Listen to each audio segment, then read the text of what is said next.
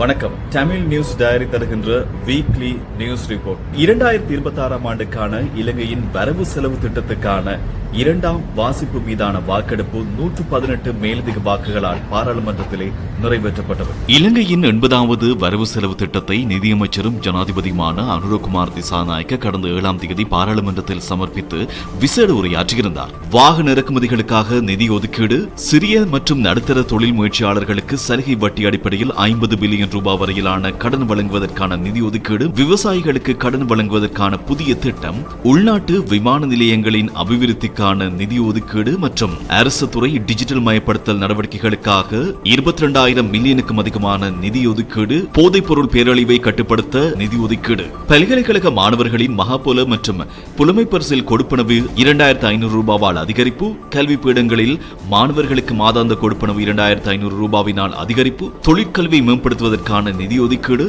இலங்கையின் ரயில்வே திணைக்களத்திற்கு 5 புதிய டீசல் ரயில் தொகுதிகளை கொள்வனவு செய்வது மற்றும் கிராமிய வீதி அபிவிருத்திக்கான நிதி ஒதுக்கீடு உள்ளிட்ட வரவு செலவு திட்ட யோசனைகளை ஜனாதிபதி பாராளுமன்றத்திலே விசேட உரையாற்றும் போது முன்வைத்தார். பெருந்தோட்ட தொழிலாளர்களுக்கான நாளாந்த கொடுப்பனவு 1,350 ரூபாவிலிருந்து 200 ரூபாய் அதிகரிக்கப்பட்டு 1,550 ரூபாய் நாளாந்த கொடுப்பனவாக நிறுவனங்களினால் பெருந்தோட்ட தொழிலாளர்களுக்கு வழங்கப்படும் என தெரிவித்திருந்த ஜனாதிபதி மேலதிகமாக 200 ரூபாவினை அரசாங்கம் வழங்கும் என தெரிவித்திருந்தார். பெருந்தோட்ட தொழிலாளர்களினுடைய நாளாந்த வருகையின் அடிப்படையில் 200 ரூபாய் வீதம் நாளாந்தம் வழங்கப்படும் என தெரிவித்திருந்த ஜனாதிபதியின் கருத்துக்கு அரசாங்கத்தின் உறுப்பினர்களும் எதிர்க்கட்சியினுடைய உறுப்பினர்கள் சிலரும் ஆதரவாக தமது கருத்துக்களை வெளியிட்டிருந்தாலும் மேலும் சில எதிர்க்கட்சியின் நாடாளுமன்ற உறுப்பினர்கள் இதற்கு எதிர்ப்பை வெளியிட்டிருந்தார்கள். நிறுவனங்களை பெருந்தோட்ட தொழிலாளர்களுக்கு சம்பளத்தை வழங்க வேண்டும் எனவும் அரசாங்கத்தினுடைய கொடுப்பனவுக்கு எதிர்ப்பதாகவும் அவர்களுடைய கருத்துக்கள் அமைந்திருந்தன.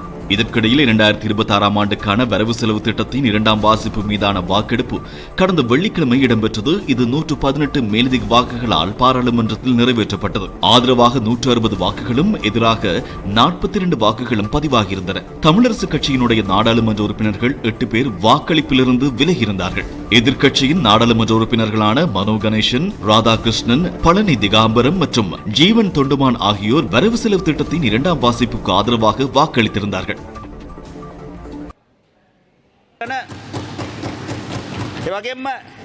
I don't want to go into intellectual cost structure of the wage, but it's the responsibility of the government. එනිසා ඔන්න අපි TPA මාසමග දිගාම්බර මහත්මයා මන්ත්‍රීතුමා ඒ වගේ රාධාකෘෂ්ණ මන්ත්‍රීතුමා තුන්දෙනාම දැන් අද එදි සව we vote in favor of the second reading. இதற்கிடையில் அரசாங்கத்தினால் வழங்கப்படுகின்ற மேலதிக 200 ரூபாய் பெருந்தோட்ட தொழிலாளர்களுக்கான கொடுப்பனவுக்கு எதிர்ப்பை வெளியிட்டு வருகின்ற எதிர்க்கட்சியினுடைய பாராளுமன்ற உறுப்பினர்கள் மற்றும் அரசியல் தலைவர்களுக்கு எதிராக பொகவந்தலாவை மற்றும் மஸ்கலி ஆகிய பகுதிகளில் நேற்று மக்கள் திரண்டு நின்று போராட்டத்தை முன்னெடுத்து வந்திருந்தனர்.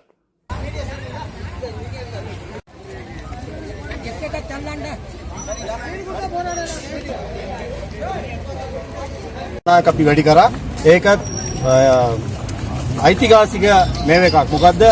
බජට් එකකින් අයවැයෙන් අපි 1550ක් වැඩි කරපු එක පළවෙනි අපි අනුර කුමාර දිසානායක ජනාධිපතිතුමාට අපි ස්තුතිවන්ත වෙනවා. ඒ වගේම සියලු දෙනා දන්නවා අපි නාමල් රාජපක්ෂ කාර්යස්තු වන්න පුළුවන්. ඒ වගේම කවිර භෝගිනී ඇවිල්ලා නයිට් ක්ලබ් අරින්න පුළුවන්. එහෙම යනකොට මේ කාර්යවස මරේ කට්ටිය ඔක්කොම ඇවිල්ලා අපේ ජාතික ජනබලයට නිකන් காக்குலையும் தீன எங்கிலாக் வகை ரத்தத்தை பசலையாக்கி இந்த மண்ணிலே தேயிலை செடி வளர்த்து தங்களுடைய உயிரை துச்சமென மதித்து உழைத்த எமது வர்க்கத்தின் உழைப்பை மதிக்கும் விதமாகவும் அவர்களுக்கான ஒரு பாதுகாப்பையும் கௌரவத்தையும் வழங்கும் விதமாகவும், அது மாத்திரமன்றி இந்த அரசாங்கம் மாத்திரமல்ல இன்னும் எத்தனை அரசாங்கங்கள் வந்தாலும் எங்களுடைய மக்களின் சம்பள பிரச்சனை பாராளுமன்றத்தில் எதிரொலிக்க வேண்டும் என்ற அடிப்படை எண்ணத்தில் எங்களுடைய அரசாங்கம் முதல் முறையாக பாராளுமன்ற வரவு செலவு திட்டத்திலே எங்களுடைய மலையக மக்களின் சம்பளத்தை குறித்து ஒரு முக்கியமான அடிப்படை விடயத்தை வைத்திருக்கிறது. அந்த வகையிலே இப்படி இது எங்களுடைய வெற்றியாகும், எங்களுடைய சமூகத்துக்கு கிடைத்த பெரிதான வெற்றி. ஆனாலும் கூட எங்களுடைய இருப்பை விரும்பாத ஒரு குழுவினர் எங்களுடைய இந்த மக்களின் பசிக்கு எதிரான பசிக்காக வழங்கப்பட்ட இந்த சம்பளத்தை வழங்கக்கூடாது என்று கூறி ஒரு வழக்கு தாக்கலை செய்துள்ளார்கள். இது சாதாரண சட்ட விடயம் அல்ல. பசிக்கு எதிரான ஒரு யுத்தம் எங்களுடைய மலையக சமூகத்தை இன்னுமாக அடிமையாக வைத்திருப்பதற்கு இவர்கள் போடுகின்ற ஒரு சூழ்ச்சி வலையே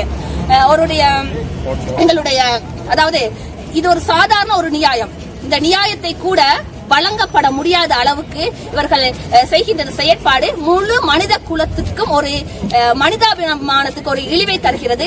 தேயிலைக்கு தான் முதலிடம். அது போல் இந்த டீச்சர் சொன்னது போல எங்களுக்கான முதலிடம் எங்களுடைய ஜனாதிபதி கொடுத்திருக்காரு. யாரும் முன் வந்து எங்களுக்கான கொடுக்க வேண்டும் என்று ஜனாதிபதி அவர்கள் இம்முறை வரவு செலவு திட்டத்திலே தோட்ட தொழிலாளிக்கு நியாயமான சம்பளம் வழங்கப்பட வேண்டும் என்ற ஒரு பெருநோக்கான எண்ணத்திலே எமது தோட்ட தொழிலாளர்களுக்கு 750 ரூபாய் சம்பளத்தை வரவு செலவு திட்டத்தின் மூலமாக 400 ரூபாய் கொம்பேனி மூலமும்